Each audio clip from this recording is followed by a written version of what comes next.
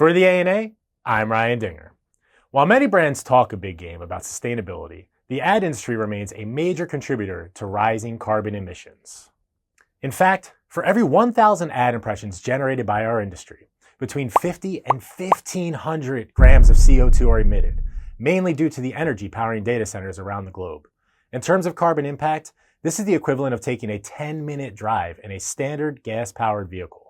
And when you consider that our ads collectively generate billions of impressions every single day, the reality becomes clear. Digital advertising is a major carbon emitter, even rivaling the entire aviation industry in terms of impact. But don't worry, hope is not all lost. Today we're going to share some actions that your brand can take right now to reduce media-related carbon emissions. This is the POV.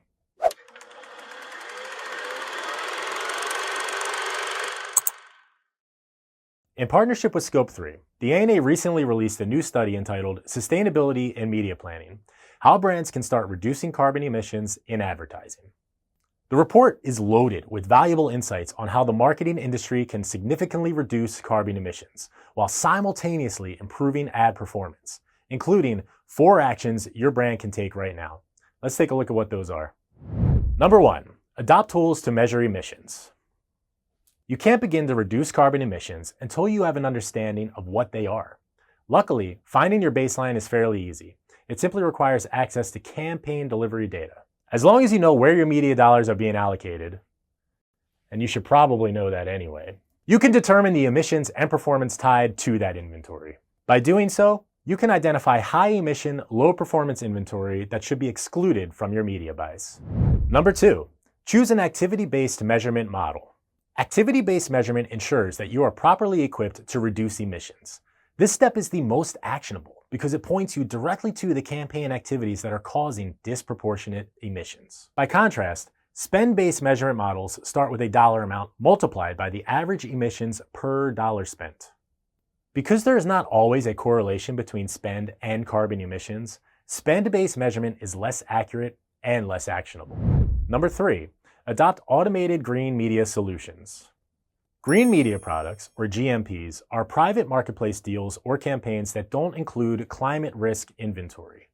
These are the most effective way to reduce your emissions. What's particularly cool about GMPs is that they can be customized to meet your audience, KPI, and contextual targeting criteria. In other words, it's a customer inventory list that dynamically filters out climate risk. Just think of it. As new questionable websites appear on the internet, a GMP ensures that your brand is protected by automatically avoiding them. Hi. What's up? End of the line, please. Really? Yeah. Please?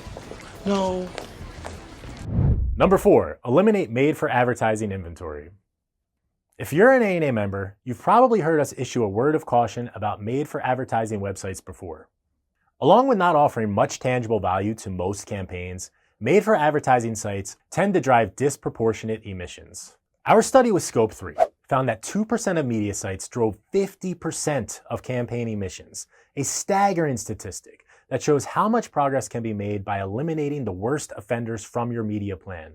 Cutting out MFAs is a great start. Listen, the hard fact is that the unrelenting push for increased media efficiencies has come at a cost. But brands don't have to choose between sustainability and business success. Just by taking the 4 actions highlighted in this video, brand marketers can almost immediately cut emissions significantly while still improving ad and business performance. Still want to learn more? Download the Sustainability and Media Planning Report, which includes more data and case studies from brands who have successfully reduced their own emissions. You can find it at the URL below. And until next time, thanks for watching.